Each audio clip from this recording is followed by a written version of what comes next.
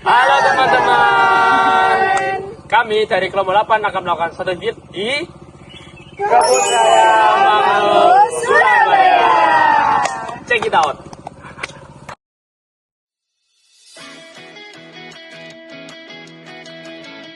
Kebun Raya Mangrove Surabaya adalah kebun raya tematik mangrove pertama dan satu-satunya yang ada di Indonesia dan diresmikan pada Juli 2023 dan berlokasi di alamat Jalan Medokan Sawah Timur, Segoro Tambak Sedati, Medokan Ayu, Kecamatan Rungkut, Surabaya. Fungsi utamanya adalah bertindak sebagai pusat konservasi, penelitian, edukasi, dan destinasi ekowisata.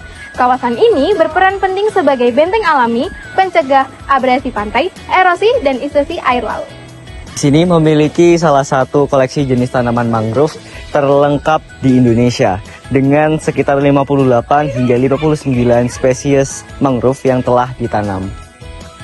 Kebun Raya Mangrove Wonorejo merupakan area konservasi hutan bakau kurang lebih seluas 200 hektar yang terletak di Surabaya Timur.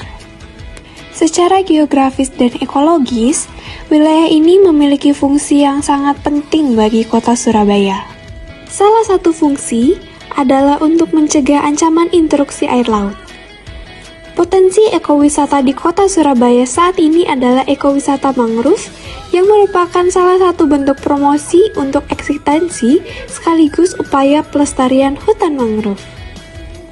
Keberadaan mangrove di kota Surabaya sendiri yang terletak di wilayah pesisir utara Provinsi Jawa Timur berfungsi sebagai ketahanan masyarakat pesisir terhadap perubahan iklim dan mengurangi resiko bencana alam seperti abrasi pantai dan tsunami.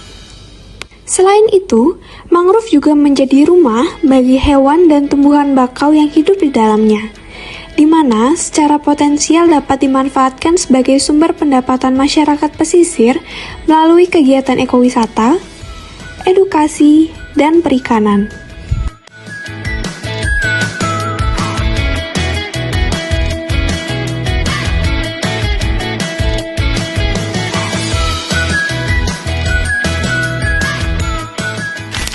Kawasan yang di mangrove ini yang kita temui adalah banyaknya sampah kiriman ya, dari negara-negara, terus juga perawatan mungkin dari tenaga pekerja kita masih minim. Kalau tentang regulasi tanaman kita sudah cukup, sama juga perawatan sama kebersihan aja. Kebersihan sendiri itu pastinya menghambat pertumbuhan mangrove dan merusak ekosistem juga. Yang untuk perawatannya sendiri mulai yang menjaga kebersihan kita karena kekurangan tenaga mungkin itu bisa berdampak dari mungkin perantingannya juga. Tadi pohon mangrove itu cuma diranting yang area bawah tidak bisa tinggi. Sini kita petani tambak ikan ya, yang untuk jadi dimakan lagi. Ini di area-area tertentu tambak kita bikin untuk ada tengahnya itu tanaman mangrove, suku-suku dan juga bisa dikelola lebih besar. Jadi tengah-tengahnya kita tanaman mangrove, di sampingnya tambak itu ada perairannya jadi isi untuk kelola ikan tambak. Itu ada juga untuk petani mangrove.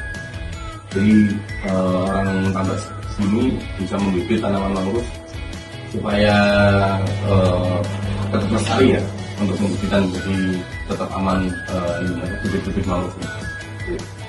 Hasil dari wawancara kami dengan salah satu pengurus kebun raya mangrove, yaitu beberapa masalah yang mereka hadapi adalah banyaknya sampah kiriman dari sungai dan kurangnya sumber daya manusia untuk perawatan mangrove.